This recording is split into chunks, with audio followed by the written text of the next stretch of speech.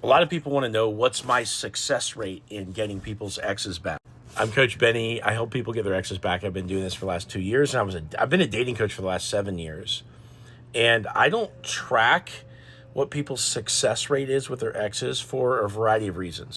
Number one, I do session work like a therapist. So I talk to you one time, maybe, depending on how many calls you schedule with me. I give you the entire game plan, and then execution is on you unless you get into some kind of support plan with me or join one of my groups. So I don't always hear what happens in the end, but what does tend to happen every single time I go live, usually somewhere between like 2 and maybe 5 people every single time I go live, which is almost every night usually.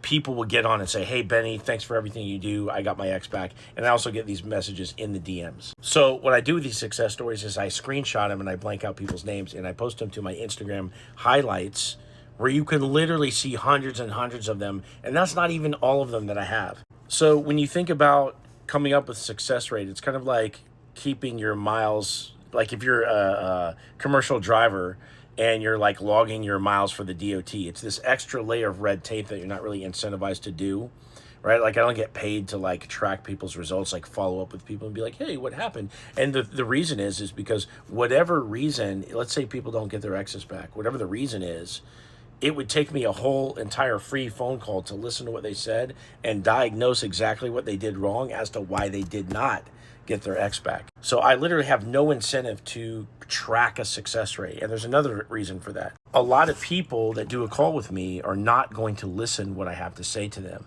They are not going to tell me that they just didn't feel like listening, that they let their anxiety get the best of them, that they gave up, whatever. But what I can tell you is this. I know from personal experience, from having got my own ex back and from reattracted my recent partner, okay?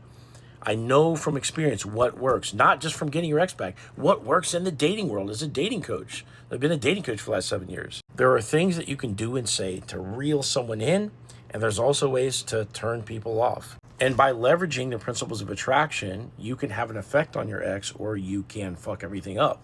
So at this point, I've got my own ex back. I did it for people that have worked for me, my own staff. And I've literally done it for hundreds and hundreds and hundreds of other people. And all you have to do is go to my Instagram reel and check out all the success stories if you want to see like the magnitude, like the depth to which this goes. I've done calls with celebrities and their exes. I have a lot bigger following than what actually follows me, because if you think about it, people don't want their ex to see that they're following me. So people will watch my shit and I'll show up in their algorithm, but they won't hit the follow button for that same reason. I've got friends that won't follow me for that reason. So at the end of the day, your ego is going to ask yourself, "Oh, well, before I spend money trying to get my ex back, what's their success rate?" Just understand that that is your mind trying to prevent you from, investing in this process and getting results. You're just going to kind of factor it out, because ultimately you're going to want to do what's emotionally comfortable for you. And this process is not emotionally comfortable. It's very, very difficult.